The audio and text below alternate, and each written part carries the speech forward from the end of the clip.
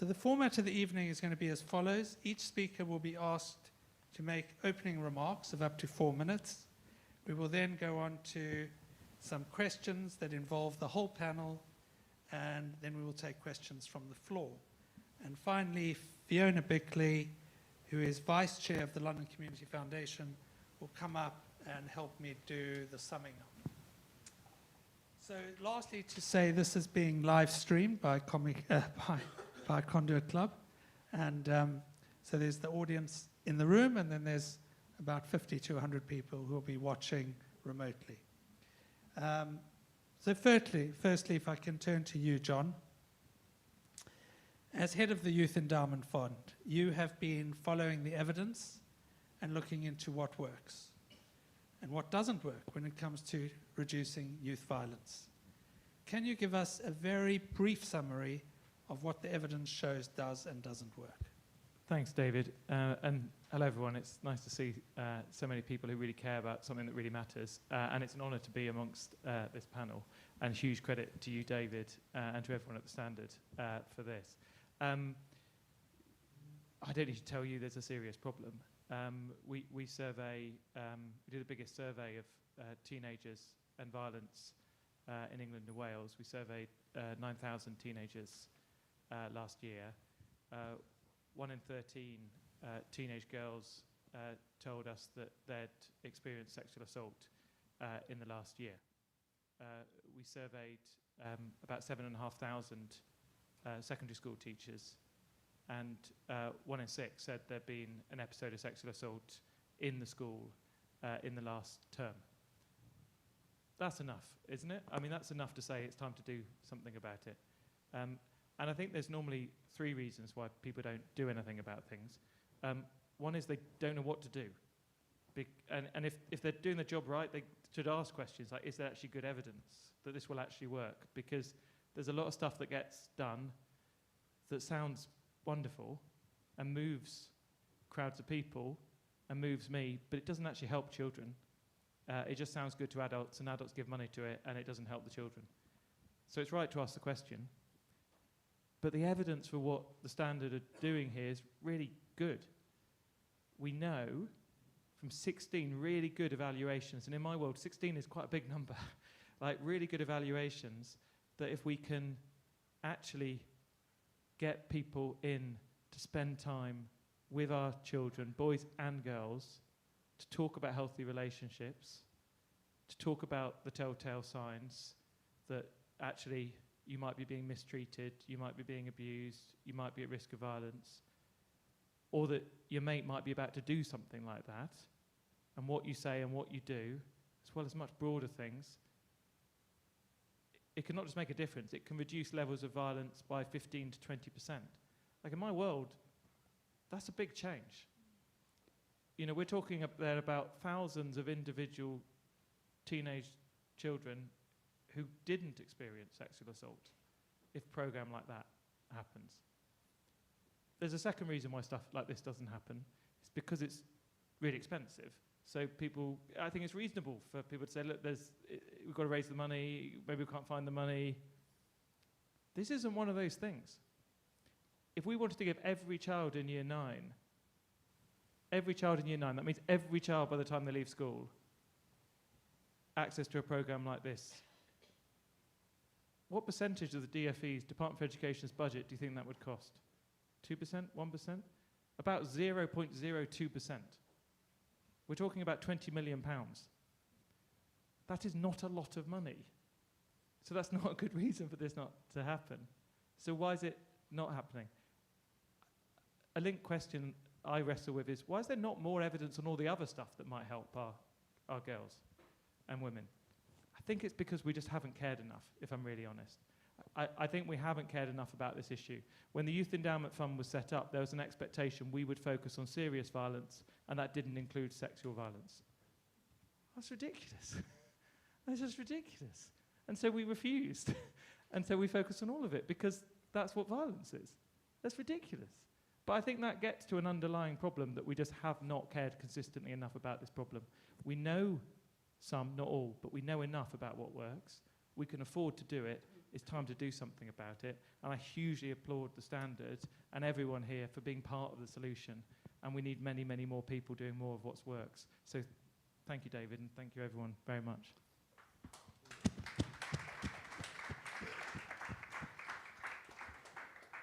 Thank you, John. Brilliant timekeeping, apart from anything else. 4 minutes. And as the former Children's Commissioner, you listened to children, and you made it your business to do so. What did you hear, and what are you hearing about how things have they got worse, or are you worried?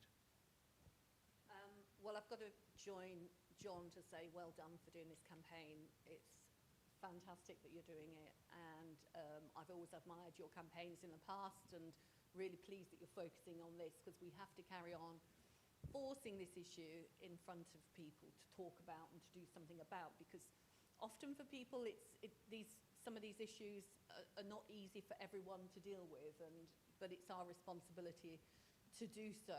And I think we should remember that there are also hundreds of thousands of kids that are living in families where there is violence and domestic abuse, and actually domestic abuse is the main driver of kids going into care. And that in itself is something that, again, has been allowed to continue without the kind of interventions to really ensure that those issues are tackled head on. And there are actually some great new programs from foundations and elsewhere looking at that. So it doesn't take long in a conversation with girls and young women about their experience in school, in their community, walking from home to school and back, for them to start telling you about how at times they feel unsafe, how they dislike the kind of comments that are made to them that in the past and probably still are described as banter, how the relentless, what can only be seen as misogyny, is too often tolerated and has been in the past, and how the relationships that they have with boys, either as classmates or indeed as potential boyfriends or sexual partners, is one that they often will feel uncomfortable about.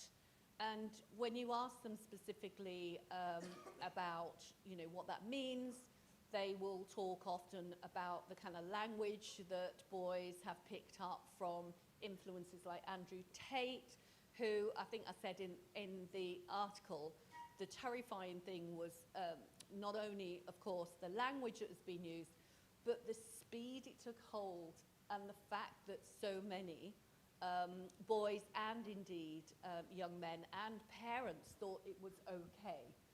So this time last year, when I think really a lot of alarm bells were ringing for people, there were a number of different surveys with young men.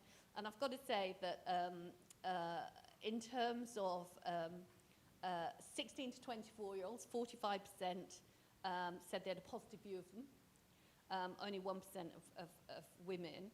But also there was a poll by Internet Matters which showed that half of dads up to 35 had a positive view of Andrew Tate. So, with all of these views swirling around outside the classroom, then it's a difficult job, but one that is even more important to be tackled head on. And credit to the schools that embrace training for staff and set up the kind of discussion groups to talk about some of these issues head on. And from the discussions I have, I don't think it's gone away, but I certainly think he's past his heyday in terms of influence. But as one parent said to me only the other day, there'll be another one along soon. So, this isn't an isolated incident. But I think it's pretty clear that a lot of views are coming from what boys are seeing, and access to porn being a huge driver of that. And again, just some stats. A quarter of 16 to 21-year-olds said they first saw porn when they're at primary school, 50% by 13, 38% said it was accidental. And what we found when we asked children about that was that they first saw porn, it popped up. You know, maybe they were on a site which is for older kids or for adults, they didn't realise it, it would pop up. That would be a real shock to them and indeed their parents, if the parents knew about it. But then obviously it pops up, this curiosity, and it carries on popping up as well. Nearly 80% of 18 to 20-year-olds, again, said they saw porn as children. And there's a really worrying trend that says that half of all children think that, and young men think that actual sexual relationships involve violence. And that is what we are tackling. There needs to be much greater regulation, in my view, online. We've got the Online Safety Act, which has taken some time to get there. Remember that over the years. And I think it's pretty clear to everyone who's been campaigning for that this is stage one. We need to move on to stage two quick. We need to regulate what can be seen. But really also we need to educate and support our children around healthy relationships and put the kind of support in place to help them to not only know what that is, but also to be part of that being the norm in the future. Thanks, Anne. And we're going to get on to looking at the solutions in a minute, but just still staying with articulating the problem. So Ebinehita founded Milk Honey Bees, and basically, so Milk Honey Bees helps young black girls who've been victims of misogyny, sexual harassment, and abuse, and helps them build resilience and self-worth. Now, can you tell us about the intersectionality of race and gender when it comes to violence against women and girls? Do black and minoritized girls have a tougher time than white girls, and why might that be the case? Cool. So I'm just going to give a trigger warning, which wasn't done at the start of the event, and it's needed. I think that a lot of the time when we talk about these issues, I see a lot of women nodding, but I'm going to give a trigger warning because it was needed. Also, instead of thanking the campaign, I'm actually going to thank the organizations that are in the room that do the work and have been doing the work, because the campaign shines light on the work that we have been doing and we will continue to do. So I'm going to start there first. The intersection of race and gender, the most easiest way to put it is that black girls get left out of everything. A lot of people in the room won't agree with me. If you want to have that conversation, we can have that later, but that's the reality of the situation. They sit at the intersection of two marginalized groups, what it means to be girl and what it means to be black, which means that black girls are at the intersection of everything, but tend to be failed. I remember a long time ago when I started doing this work with boys, some of you may know me, some of you have followed my journey into working with girls as well. I said that we was going to have a young lady that was going to be killed. I said this, and unfortunately we did. Her name was Eliane Adam. She was killed on her way to school.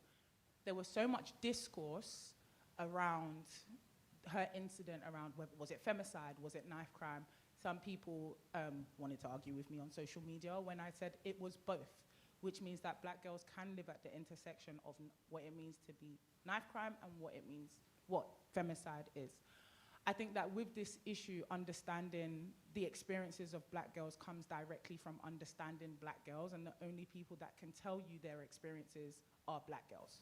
I cannot speak for, I can only speak with black girls and their experiences because it's important to give them autonomy.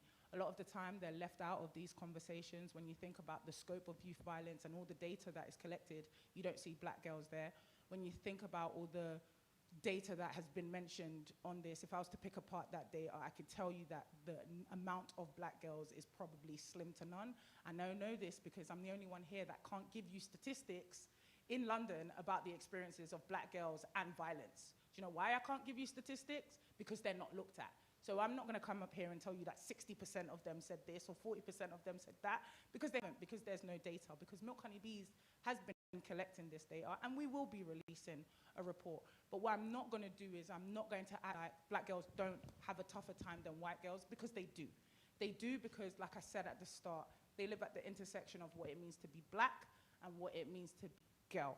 And I think a lot of the time when you see programs around violence and around gender, they are invisible. So like I said, with what the work we're trying to do is about making sure that black girls have autonomy, that they understand that they're not to blame, because a lot of the time when we're in the classroom and they're getting these workshops, they have directly told us that people deliver workshops that tell them to not have their skirt so long, that tell them that they shouldn't go out late at night. That's not the case. If we're educating girls, we need to educate boys on how to respect and rightfully treat girls as well. I think this conversation also goes beyond healthy relationships.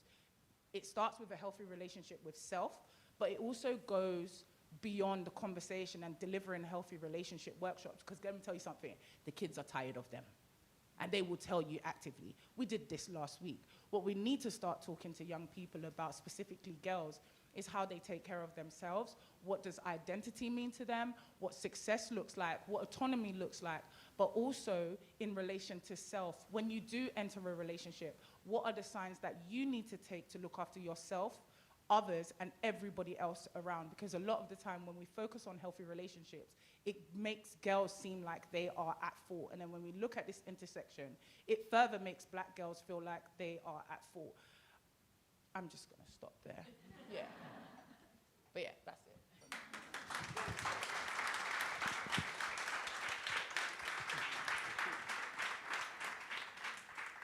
So finally, Steve, so you work with, you've got over 50 schools in your group, and I wonder if you can tell us what you're seeing in the schools, and what do you think the reason for this is, and if you can give us some concrete examples of what is happening, and how it's dealt with, that would be great. Thank you. Great. Well, good evening, everyone. Well, Oasis does run at 54 schools at the moment and various other things like that, but actually started in a different way. So we run, I don't know how many youth workers we employ across the country in communities up and down the land, on housing estates, etc., etc. But we began doing that before running schools, and also began creating supported housing.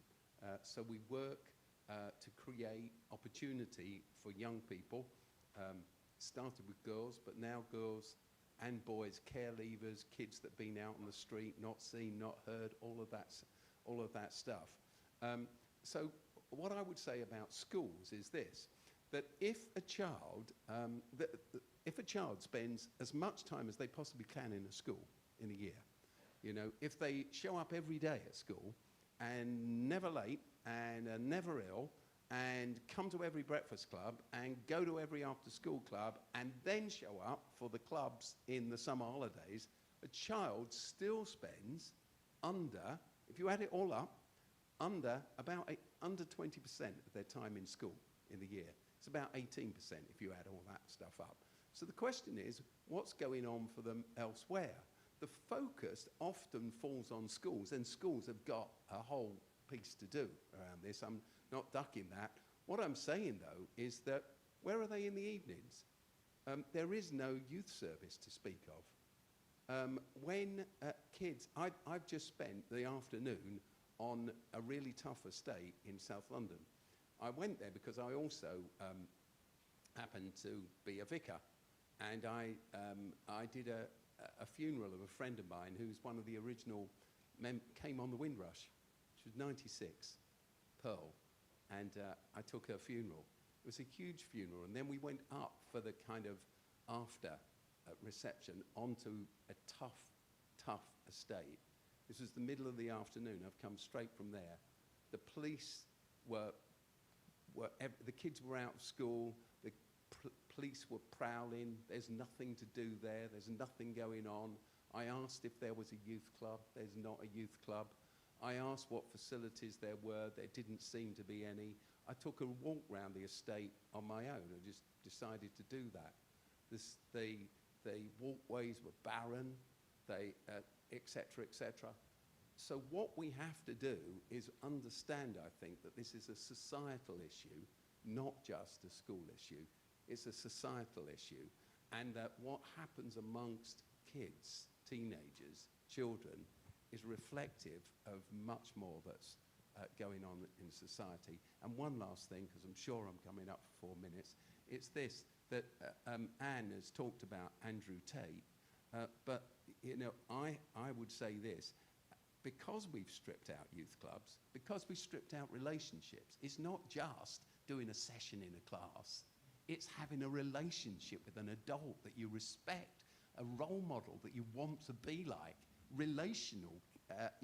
Youth work is relational, and we've got to get back to communities filled with relationships instead of kids being locked in because of all the safeguarding-led regulation and spending endless hours on a phone. I first saw porn when I was 9 in a playground. I'm a lot older than 9, as you know. It was a wet playtime, and my friend John Dean said, "Here, look at this." And he showed me this porn magazine. And then I didn't believe him and all that kind of stuff. But you see, I could only look at a porn magazine on a wet playtime. But now, if you walk around with a smartphone in your pocket, you are plugged into porn 24 hours of every day. We've got to tackle these big societal things. Thanks, Steve. Abby, you wanted to ask a question? Yeah, I've got a question, Steve. You say you spent your afternoon on a South London estate and you saw all of this and it was like gloomy and and then you spoke about instead of like kids being locked up due to like safeguarding, right? Yeah. So let me ask you this. You just bought the secure school, yeah? Why didn't you turn that into a youth facility? Why did you make it a secure school? Oh, that's a really good question. Of course it is. Yeah, I know, yeah, but there's a simple answer to it. Really, one, we didn't buy the secure school.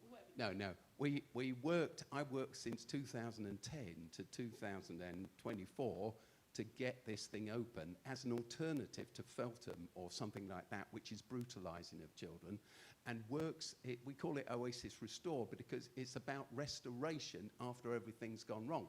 But it so happens, right, on the very estate, I don't want to say where it is because of the recording, on the very estate where I was this afternoon, it so happens that we are just, I was telling John about this earlier, we are just going to set up a giant youth club, children's club. I mean, it's not just that, it's much more than that, doing everything you just talked about. And working with local groups. In fact, it's going to be called the Oasis, I won't tell you where it is, Village. And that's because it takes a village to raise a child, and we've invited in all of the community groups to work with the community. It takes a village to raise a child, but actually in the end a child raises the village. So we're doing all that. You should come see it. You should get involved. Can I just say, I'm just going to just move us on. So the first thing John talked about, this £200 million that they were given to look at the evidence. It kind of beggars belief to me that the government, that's a significant amount of money over 10 years. You're 5 years into the project. My understanding is about 18 months ago you reported to the government, to the Home Office, look, these are the things that work, these are the things that don't work as well. And one of the things you talked about was healthy relationships workshops, which, as you say, of the cost per child is really small. I think for our campaign, and as Ebinehita points out, there are quite a lot of the organizations that we are funding are in this room, and you guys have been, as you say, doing the work for some time before. You were the first adopters, the first movers on this, but the actual cost of the work per child is low. Now, why is it that the government would spend 200 million investigating what works, you then report back to them, this is what we should be doing, and they don't listen? Yeah. I mean, first of all, I say I love this panel. I mean, there are, you know, people who know a lot more about all sorts of stuff than I do on my right and on my left, and I appreciate it. Change is hard, right? I mean, change is hard. I think, look, let me be optimistic and then let me be sort of pushy a bit. There are quite a lot of things we've said to the government, and some of the things that we're saying are happening, and I'm pleased. But some of the things don't happen, and they don't happen fast. And I think sometimes the government gets in its own way. Everything depends on someone else who depends on something else who depends on some sign-off from someone else. And I think part of what frustrates me is sometimes the answer's quite obvious, the price isn't very high, and what's needed is a bit of urgency. And I do think what's required is people to speak loudly, to speak clearly, and to speak together, and be really practical. And you made a point, Ebby, that we don't just need healthy relationship sessions. I do definitely agree with that. We also do need really good healthy relationship stuff. Like a lot of, you know, everyone in my family is a teacher apart from me. I'm not trying to have a go at teachers, but a lot of RSC teaching is not very good. A lot of RSC teachers is not very good, and it needs to be better. And there are people, I'm looking at a lot of them right now, I suspect, who can do this stuff really well. It's not that, doesn't take that much brain work to say, well, why don't we get people who know how to do this better doing it in our schools? So I just think we need to be clear, we need to be consistent, we need to be persistent, and there's going to be a change of government of some form. It's an opportunity, but this group needs to speak loudly and persistently and clearly to try and get it to happen. Anne, you wanted to say something? Yeah. Well, I mean, my answer is because no one wanted it to happen enough. Because if a government wants something to happen, it can make it happen. That's what governments can do. You know, they do spend money. They do have things that they want to see happen. They do have things they want to see through. And when you just get this kind of, you get a churn of people, some of which have great ideas, like the investment in your organisation, and then they're gone. And it's someone else, and it's not their project, and it's someone else's. So I think that it has to come from that just endless, relentless push for wanting something to be different. And everyone in the room has, a role to play in terms of shouting about this, but really we should expect our leaders to want to solve this too, and come to everyone in this room to ask them to work with them and how to do it and to take that forward. Now, you know, that often doesn't happen with lots of different policies, but I think that's what we should be, that's the bar we should be setting as we enter potentially a new administration. So the stand that we've taken on the standard is to try and fund these healthy relationships workshops. I have to say that I went into several schools and spoke to young boys and young girls. Basically, the conversation was, what do young boys and girls talk about when they talk about boys, or when they talk about boys talking about girls, when adults are not in the room? And it was incredible to hear, firstly, what they had to say, the extent of, I think, I was shocked, but more interestingly, their young teachers were shocked. They did not know what was going on. And quite fascinatingly, afterwards, these boys, who I thought had had quite an uncomfortable session, afterwards, as they walked out, they all said, when can we do this again? And for the girls, this was sort of the first time they'd had a safe space to talk about this sort of thing. So it seems to me that the groups, hopefully we'll hear some questions from some of the groups who are funding, who are here today, but the groups that we are funding, and there are others that we couldn't fund, we didn't have enough funding to do so, that are doing this work, are doing absolutely essential work. But I'd like to hear from you, what do you think? Just if each of you could just come up with one thing that you think is part of the solution that we should be looking at.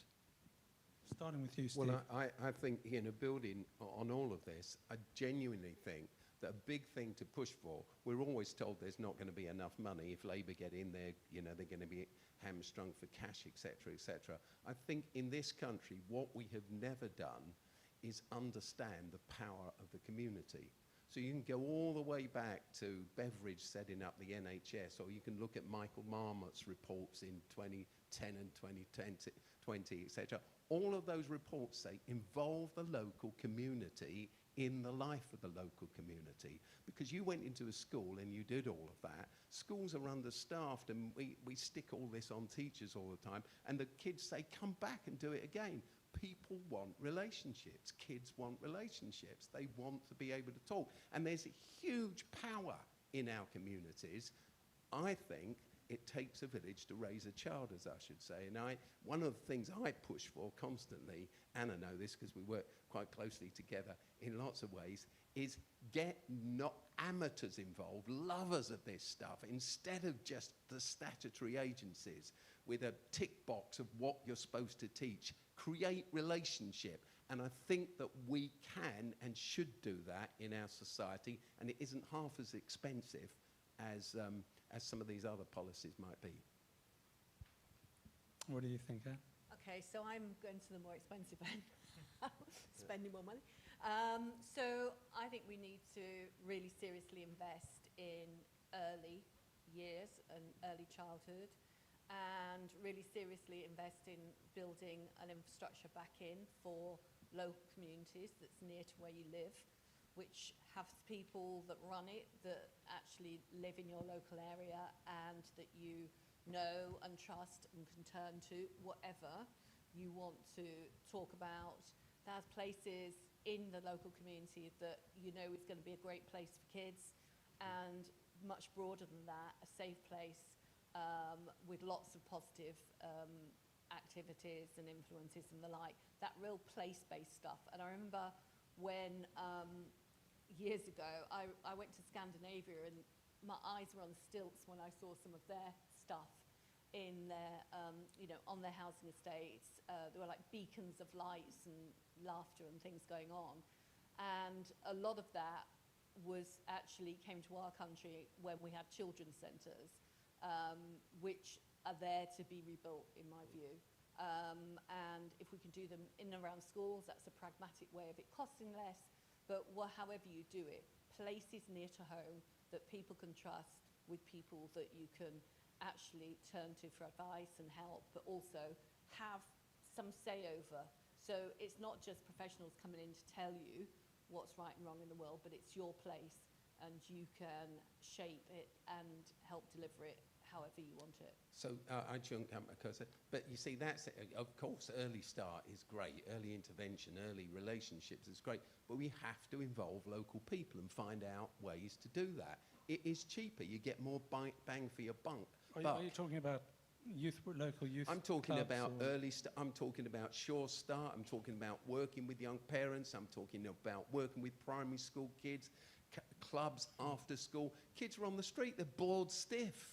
You know, there is give an them argument something that these workshops are best delivered by people other than the teachers.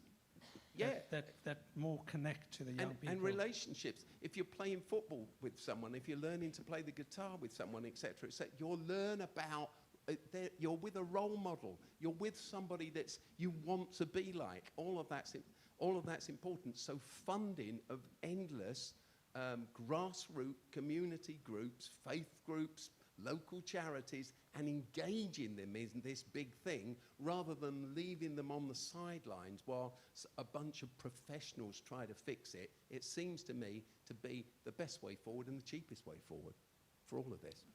Although the groups themselves might feel that they are quite professional in dealing with it, actually. Yeah. Ebby, what do you think? Do you get enough funding for Milk Honey Bees to do the work you need to do? No. There will never be enough funding, and that's the thing. It goes beyond funding. Do you understand? You could fund me to do a project tomorrow. I'll give Jon some data. He's going to put it on his long Twitter threads, which I do enjoy. You're very kind. I like. Well, I mean, depends. You like some of them. Yeah, I like some of them. Yeah, because you know me on Twitter. So I think for me, it's all of these things. However, why don't you just invest in the practitioners that you've got already? I think that a lot of the time I'm seeing funding to deliver projects, but no one's funding us to go on courses to strengthen our ability to do the work.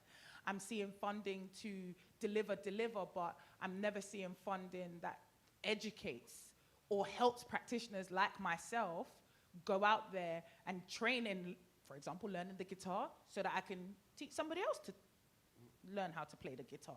Like, or courses like, I think for me, look, I did a criminology and youth studies degree. Until this date, if you know me, I always say this, nobody has asked me about ACRES 2000 and whatever, or 1980, whatever. No one's asked me that. In fact, no one asks me about my degree, full stop. What people do ask me about is the qualifications that I got when I became a practitioner. And if you don't strengthen practitioners' ability to do the work, if you do not fund practitioners to get supervision and don't question why they need supervision, if you do not invest in us, that community essence that you're talking about won't be able to flow, because my issue sometimes when we go for the cheaper issue, the cheaper side and just invest in youth workers, is that you get youth workers who are not ready to be youth workers that end up causing more harm to young people than good. At the end of the day, everybody needs, before I started doing this work with girls, I had to work on myself because I didn't know who I was. So before you can invest in somebody else's child, you have to have investment in you and your ability to be able to do. So that's one of the first things. I think the second thing is not also knocking teachers. I think I've spent a lot, as much as before I used to be really critical of teachers, I've spent a lot of time working directly with some really good teachers this year. And I think that they want the community in the school. They want us to come in. What the problem is the funding stipulations that the school may have or that we may have to deliver the work in the school. Also, local authorities need to stop taking away spaces that they've given to communities and reclaiming them back to turn into shiny flats that no one's going to buy. Yeah, no one's buying them. They're made out of cardboard. No one's buying them. So let us have our buildings so that we can have autonomy over the work that's going on in our buildings. Because I go back to it. Yes, the community, having the community input is great, but there's that one person in the community that you may not know is also causing harm, more harm than good, if that makes sense. So I feel like it goes back to everybody learning together. I need to see not just community fun days, but I need to see community learning days. I need to see practitioners invested in so that we can go and strengthen parents. I need to see practitioners invested in so that we can work directly with young people as well as teachers. And then that community essence will not only be cheaper, but a lot more delightful to be part of. Because me personally, as a professional and as a practitioner and a community member, I don't want to be part of something that is not going to allow somebody else move forward. In fact, it's going to make people feel stagnant. And we're not going to get the safety of young women and girls if you don't actually believe us. And that's where it starts. You have to believe us. So some really powerful points, and it's instructive that in the development of the Dispossessed Fund over the last 15 years, we've taken some of those things on board. We really do fund capacity building, and hopefully in this program there'll be opportunities also for, so often with tackling violence, the groups are very sort of locally based, and they work well within their own communities, but it's brilliant to bring groups together so that they can learn from each other, and also, as you say, investing in the capacity of your group and these other groups to operate. It's something that I know LCF and the Evening Standard very much believe in. And to your other point, schools absolutely want this. They don't have the funds for it, but they 100% have told, I think, the current Children's Commissioner as well as the previous one, that this is what they want. So finally, Jon, and then we'll do some Q&A from the audience. Yeah, I mean, my highlight is the fact that Ebby likes some of my Twitter threads, and so this is amazing, remarkable. So just some. You tell me the ones you don't like. So I was enjoying the ones that you do. Look, we do need to. There's loads of things that would be better if they were different for children, and the loss of that broader sense of community life. Children like adults. Like, we sort of don't believe that sometimes, but they actually do, and they like them if they can trust them. And they would like to have adults they can trust around. And so I think Steve's point about community is right. But I'm always a fan of start where you are, do what you can. Like, I think there is this just very specific thing that we know that going into a school and doing sessions on this stuff is quite skilled. And it requires building a trust, understanding where children are coming from, potentially and often coming from the same sort of background those children are coming from, being able to speak into that, being able to try and get across the right messages without judging the individual person. These are quite difficult, skilled things. And I think we need long-term, sustainable, predictable funding for the delivery of these sort of sessions so that we can train up and persistently train up. I mean, like you're saying, really, basically, train up and persistently train up professionals to do it. It's not that expensive, but we need a commitment to properly make it happen. Great, thank you.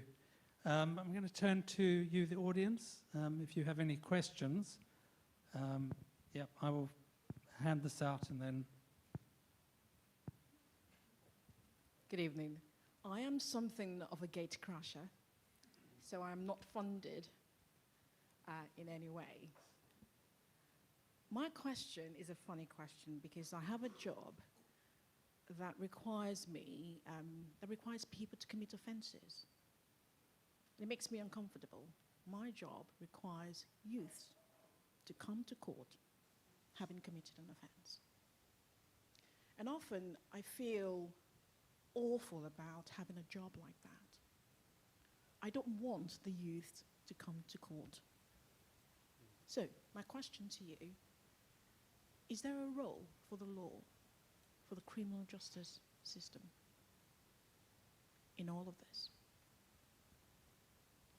Is there a solution somewhere? Is there A role? the criminal justice system? Indeed.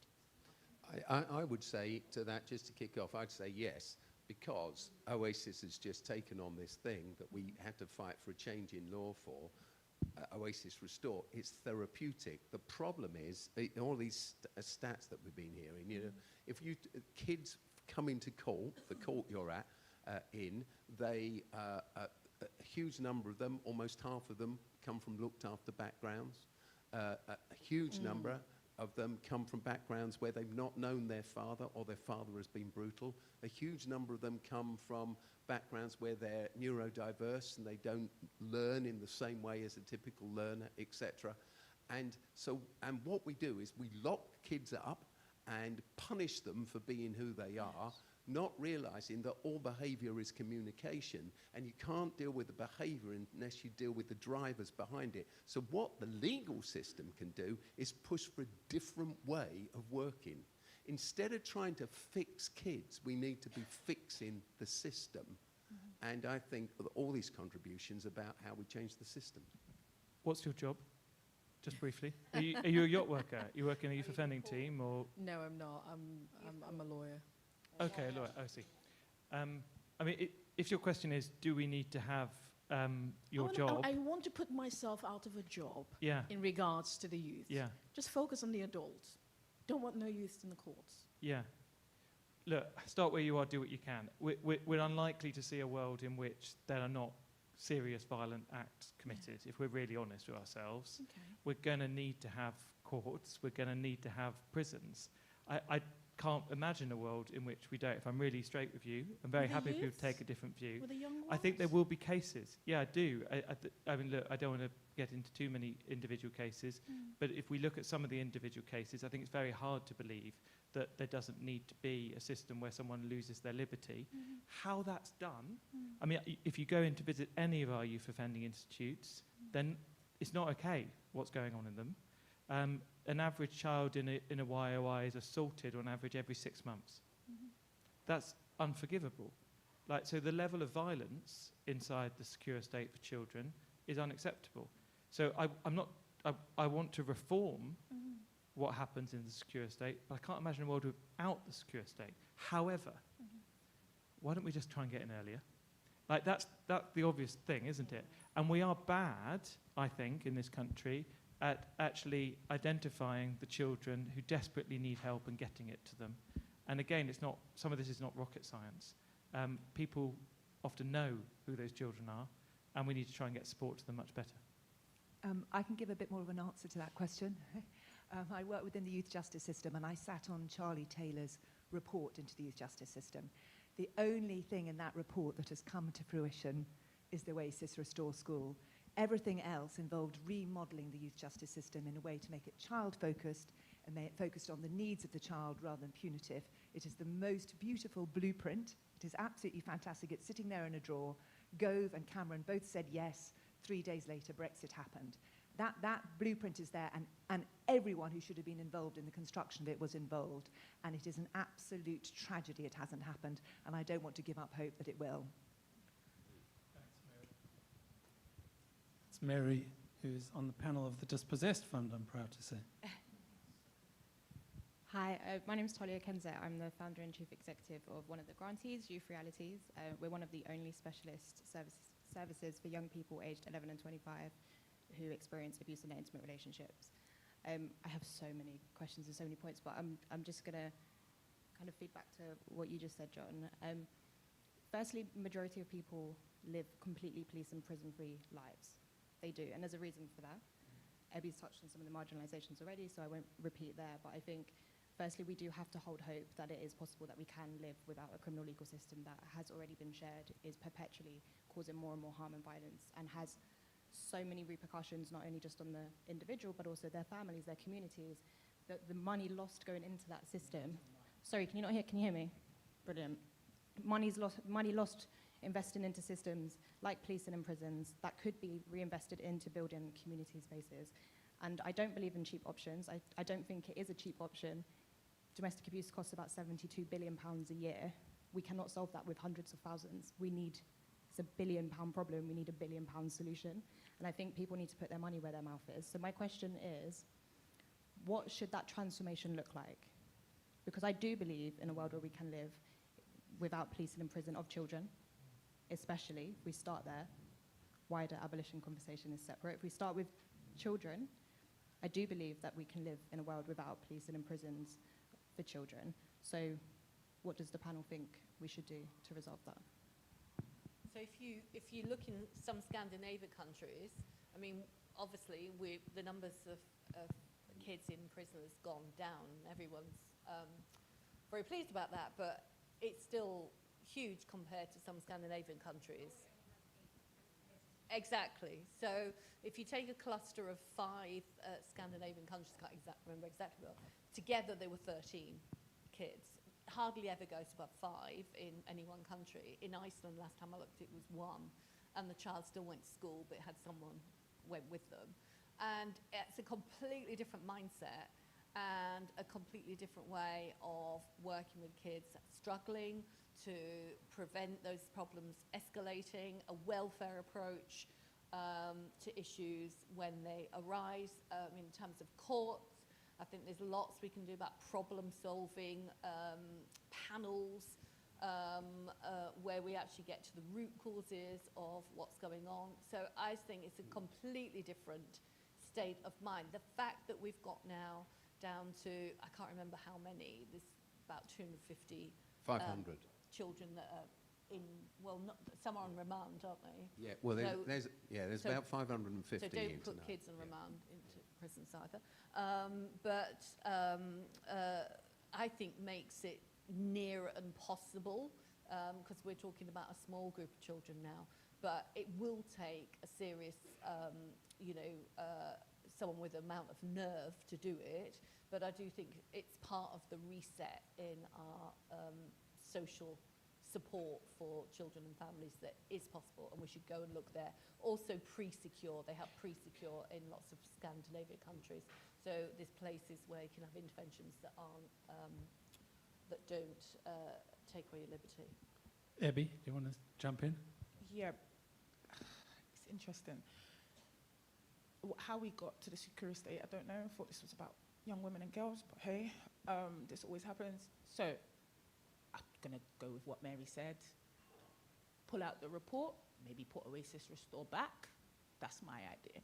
The reason I say that is because no matter how therapeutic this place is branded, it is still contributing to the detriment of children. No matter how much it is branded as a solution, until you are a child that has been locked in a room like that, you will never understand their experiences. Until you are a family member who has gone to visit your child in those places, you will never understand their experience. Do you understand what I'm saying? Until you have to get letters through the door from children who are telling you how they feel, you will never understand their experience. Put in the word therapeutic, put in the word reclaim, reform, restore. This country has a problem with language, yeah? Putting all these words in front of these places doesn't make it any better. We have a problem now where we have children who are violent, and we have a problem where we don't know what to do with them. So we think locking them up is the best answer. And for me, I can't say that locking them up is the best answer, but I would pull back out that report, look at it, and put Oasis Restore right back. That's what I would do.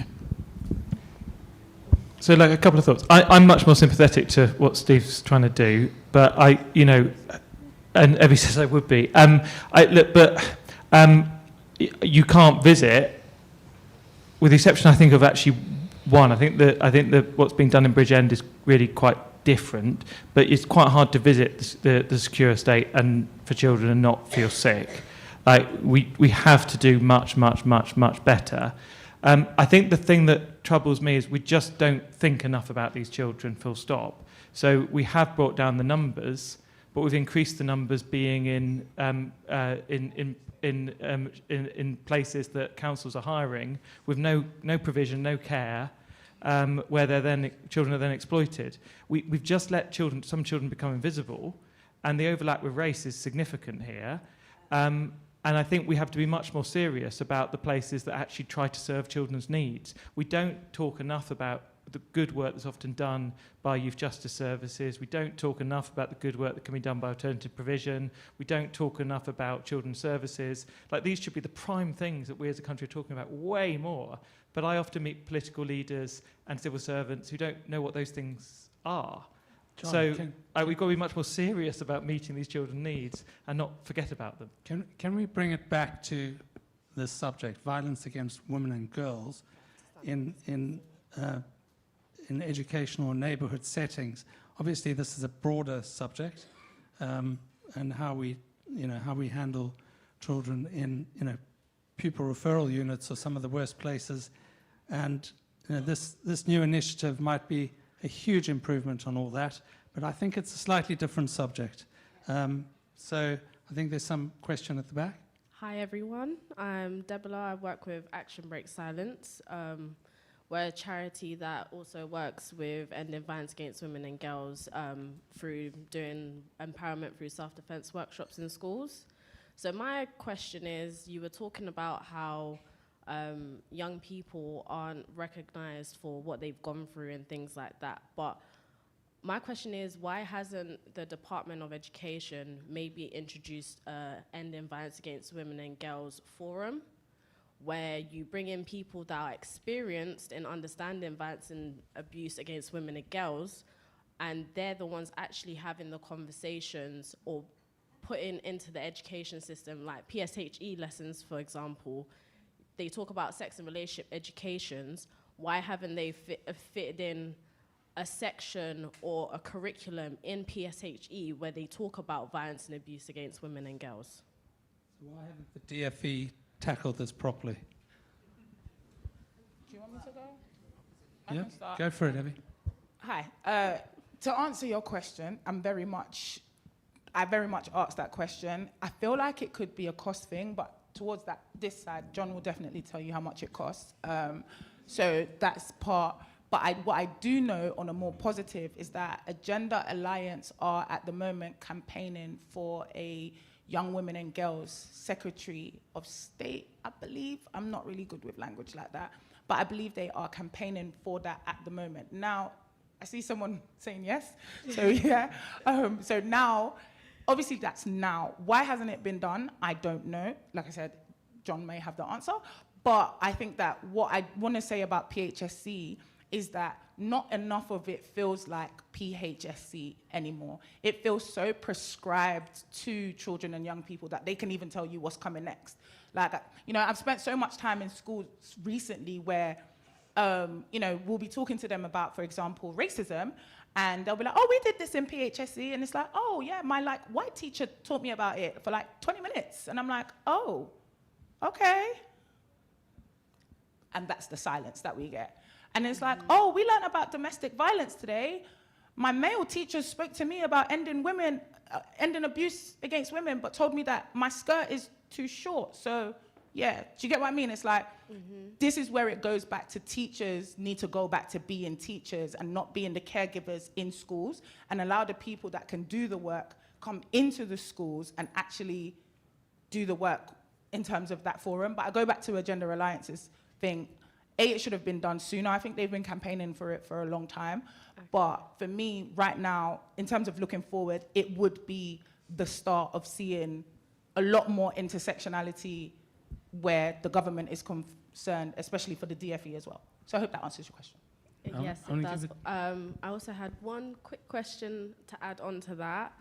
So in our charity, we believe in talking to the young people about understanding who perpetrators are.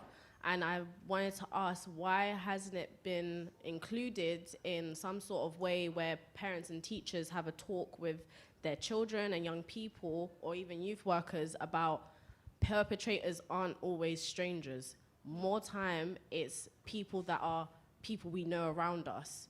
So why is it not made more prominent to everyone to understand that young people need to understand, yes, there are strangers that will do different things and will do abuse or violence and things like that, but 80% of the time, it is people that we know, and a lot of young people who I've worked with the charity and doing workshops in schools, they're not even aware that it's people that we know that can be perpetrators. It's more so they think it's just a random person that's just gonna grab them through a bush or grab them on a night out. And like you said, we always get blamed for what we wear and how we present ourselves, but why isn't the perpetrator looked at or even defined as what a real perpetrator is?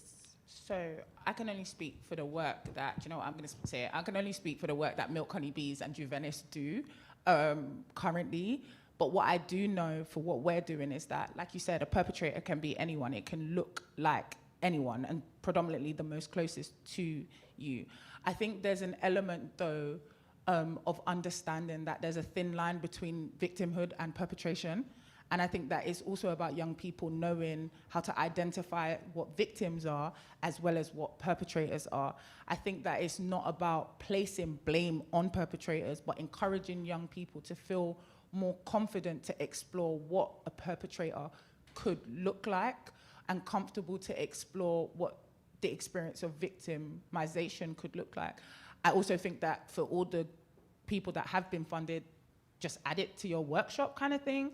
I think that, you know, maybe it's about the LCF and Evening Standard bringing us all together so that we can look at what we're delivering and make sure that, obviously, there's going to be work that's going to be different. Do you understand? We're at the intersection of race and gender, but, for example, Jenny, who's right next to you, by the way, she, you know, works with young boys and girls who are both victims as well as could be perpetrators. Do you understand what I mean? So I think it's about us coming together to understand where are the missing gaps in your delivery and how can we make sure that we are all talking about perpetrators, victims, who to talk to when it's safe, but also what safe spaces maybe look like. So, Ebby, I've been in some of these workshops run by Milk Honey Bees, by You Are Not Alone, and by Tender, and all of them actually deal with this very, very well, that the perpetrator is most likely someone, you know, it's in relationships. It's how boys and girls start talking to each other, start relating, the kind of things they accept as normalized from very young. And that's what these workshops I've seen do brilliantly, really. Can I say one thing on the why doesn't the DFE do it, just briefly? There's someone who's been keeping a list of all the things people have called the DFE to add to the national curriculum, and I don't know where it's at now, 500? Like the thing we have to recognise is there's just so many things that people very sensibly would like the DFE to force schools to do, and most teachers are sick of the DFE telling them to do things. That is the setup. So you've got to find a way to prove that your thing should be the one or two things that should be pushed. And I think what you've got here is you've got really robust evidence now behind what you're doing, as well as a really simple delivery model. And I think we just got to keep it simple. Here's the evidence, here's the amount it costs, here's how it should be procured, here's how it should be delivered. All you need to do is agree to this thing in 2-page note, let's make it happen. But it's got to be that simple and clear, otherwise it's just another thing to add to the 500 things on And the if you list. could just say for just 20 seconds or so, and then Steve, and then we've got Fiona, if you could come up and help me sum up, please. So all I'd say is that all of those things, and I want all those things to happen, but often government decides things are too difficult and puts them in a box and then ignores them or does stuff around the edges. And I think this is something which people in government are scared of and feel squeamish about, and it doesn't have that champion needs it. So I think all the things John has just said about packaging it up and being determined about it, that's what we should place before a new government. Yeah, as someone employs thousands of teachers actually, everything that Jon says is true. There's always another thing that school's got to deal with, which is why I said kids are only in school for less than 20% of their time. We've got to think about this in a societal way. By the way, this subject is taught well. I mean, I go into schools. I went into one of our schools, nothing to do with me, and primary school on another tough estate now in London, and they'd set up a room, a kitchen and a bedroom, and for mums when they come in, and for kids, and they actually teach children, primary school children, and mums where a bed should be placed in a room. Never put it up against a wall, because the perpetrator, who is someone you know most of the time, is going to come in and you're pinned against the wall. Put the bed in the middle of the room so you can leap under the bed and scream. Now, schools are teaching that stuff. So the truth is that it's not that schools are ignoring this. They're on the ground. They're dealing with this pain and this agony all of the time. But the important thing is this, again, you know, community groups, local groups, work with schools, you know, get involved. We're developing Oasis Restore, but it's prevention that we need. You need restoration in a few cases, but you need prevention in them all, and we all have a part to play in that, and government listens to the people who deliver. If you're delivering, in the end, they listen to you. It's my view. It's interesting. We are very much focused on prevention. And Steve, it might be that in your schools that you do this sort of thing, but actually most schools do not have this. They don't have this sort of workshops. That's what the data shows. If I can ask Fiona Bickley to come up. Fiona is Vice Chair of the London Community Foundation and also COO of Bart's Charity. Fiona, you can share the mic. That's great. Thanks, David. It'd be interesting to get some of your thoughts. No, on thank what you've you. heard. So thank you to the panel. It's been incredibly thought-provoking and insightful, so thank you. You've given us a lot to chew on. I think my first reaction might be actually that a lot of what we've heard has been quite overwhelming.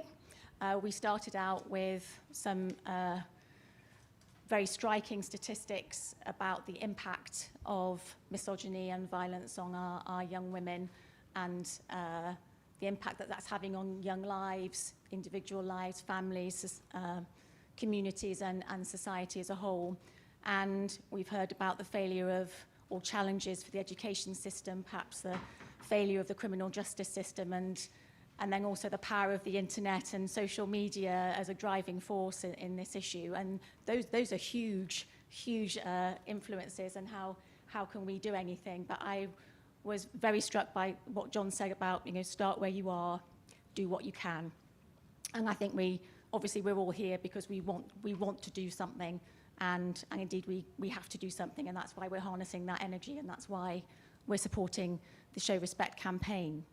I'm going to be just tell you a little bit more about the London Community Foundation, if I may. We are a charity, and we passionately believe that it's community groups like Milk Honeybees and the others that are represented here today, that they are the groups, as Steve mentioned, that they are in their communities, they're closest to their communities, they have the credibility, they have the lived experience, and they are the organisations that are best placed to deal with the many challenges that we are seeing. And we in the London community work with many of these community groups, these grassroots organisations, to address some of London's, you know, biggest challenges. We're very honoured to be partnering again with the Evening Standard on this campaign. We have a long-standing relationship with the Dispossessed Fund, because we at the London Community Foundation, we work with these charities, we advocate for them, and crucially, we do put funding into them. And often that funding is for programs, but speaking to Ebby's comments, often it's for core funding as well, because we need these organisations, we need to give them the infrastructure that means they can keep on doing their vital work. So the campaign tonight is a start, coming back to, you know, start where you are, do what you can. The Dispossessed Fund has already committed £500,000 as part of this launch and this campaign. And we at the London Community Foundation have already awarded the 12 grants that David referred to. And so that money is already at work. It's already being deployed, ready to serve children, to create these programs that will be running in schools from September of this year. So it's already in action, and those programs are targeted to reach 15,000 children, I believe, which is a fantastic number. Start where you are, do what you can, and what we can is at the moment is reaching 15,000. But of course, we want to reach so many more than that. It's a cost-effective intervention at a point in time that could have an impact for the whole of a young person's life to promote healthy relationships. And that's an impact, again, on that individual, their family, their community, and the whole of society. So I'm making a shameless appeal that if you are inspired by what you've heard tonight, then please do speak to myself or someone else from the London Community Foundation and join us in supporting the Show Respect campaign. Thank you.